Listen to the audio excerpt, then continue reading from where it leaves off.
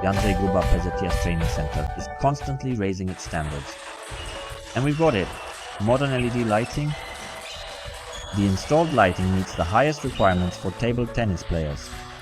After laying 900 square meters of Terraflex last year, another step was taken to make the facility even more professional, eco-friendly and economical.